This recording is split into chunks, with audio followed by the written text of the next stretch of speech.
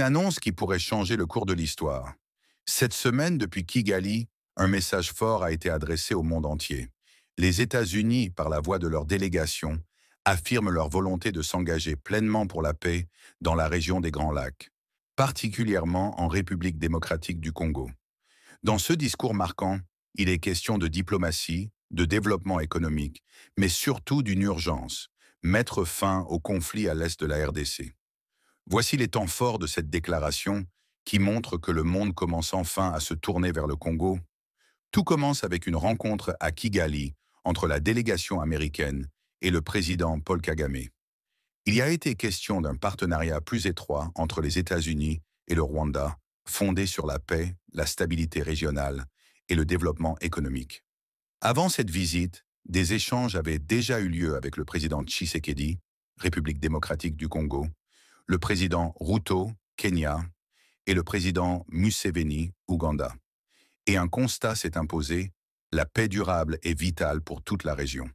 Le message est clair, les États-Unis soutiennent l'intégrité territoriale de tous les États de la région. Le conflit dans l'est de la RDC est vu comme un frein au potentiel incroyable de la région. Selon le représentant américain, de nombreuses entreprises américaines sont déjà implantées au Rwanda et le pays se prépare à devenir un leader économique. Mais il l'affirme avec force. Cela ne sera possible que si une solution est trouvée au conflit congolais. Le président Kagame s'est engagé à poursuivre cette vision de paix et les États-Unis affirment être prêts à faciliter une résolution pacifique, permettant à chaque pays de sécuriser ses frontières et de construire une économie régionale prospère. En conclusion, un mot fort a été prononcé à propos de Donald Trump. L'ancien président américain est qualifié de président de paix, le seul, selon ses représentants, à ne pas avoir lancé de nouvelles guerres durant son mandat. Il souhaite mettre fin rapidement aux conflits mondiaux et en particulier à celui qui ravage l'Est du Congo depuis près de 3 décennies. Selon lui, cela suffit. Il est temps d'apporter une vraie paix durable à cette région trop longtemps oubliée. Des millions de morts, des familles à briser, une jeunesse sacrifiée. Les habitants des Grands Lacs méritent mieux. Et aujourd'hui, le monde commence enfin à les écouter. Le président Kagame et moi avons discuté d'une vision pour un partenariat plus étroit à l'avenir. Un partenariat qui repose sur la stabilité régionale et la paix, ainsi que sur le développement économique. Avant ma visite ici, j'ai eu le plaisir de m'entretenir avec le président Tshisekedi, le président Ruto et le président Museveni. De ces visites, il m'est apparu clairement à quel point une paix durable est d'une importance vitale pour cette région. Nous soutenons la sécurité et l'intégrité territoriale de tous les États de cette région. De nombreuses entreprises américaines ont déjà investi au Rwanda.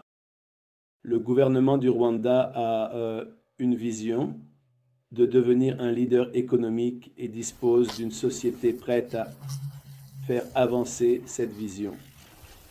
Nous sommes prêts à travailler avec le Rwanda pour atteindre cet objectif. C'est pourquoi trouver une résolution au conflit dans l'est de la RDC est si essentiel car cela libérera le potentiel inexploité de la région. Lors de nos discussions, le président Kagame s'est engagé à poursuivre cette vision de paix. Je peux confirmer et je peux affirmer que les États-Unis restent également engagés dans cet effort et sont prêts à faciliter une fin au conflit, évidemment une fin pacifique à ce conflit, une fin qui permet au pays de sécuriser leurs frontières et pose les bases d'une économie régionale prospère.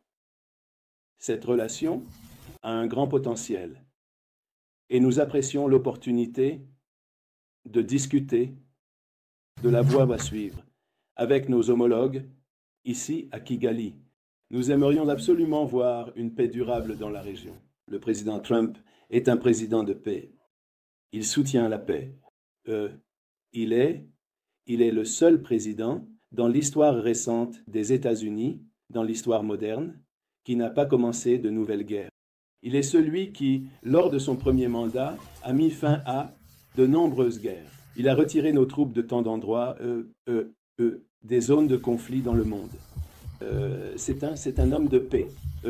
Nous avons vu que, immédiatement après son élection, pendant la période de transition, il s'est engagé dans ces discussions de paix, que ce soit au Moyen-Orient ou en Europe de l'Est, entre la Russie et l'Ukraine.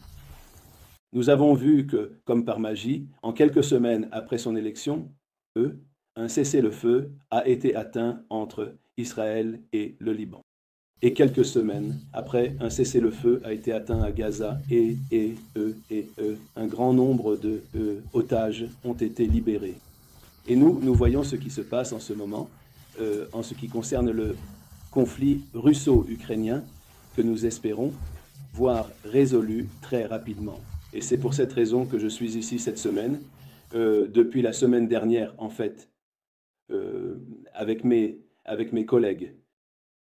C'est la raison pour laquelle nous sommes ici, parce que le président Trump est un président qui veut voir la paix réalisée. Il veut que ces conflits se terminent, il veut qu'ils se terminent rapidement. Il croit fermement que les gens ont souffert énormément, et c'est assez, il est temps. Ce conflit particulier, en question, dure depuis près de 3 décennies. Il est temps de voir une fin pacifique à cela. Les habitants de cette région, des Grands Lacs, de la RDC, du Rwanda, des Grands Lacs en général, méritent mieux. Nous avons vu la perte de centaines de milliers de vies, des millions de déplacés, et les gens ont souffert trop longtemps. Il est temps d'y mettre fin. Tu crois, toi aussi, que le peuple congolais mérite la paix?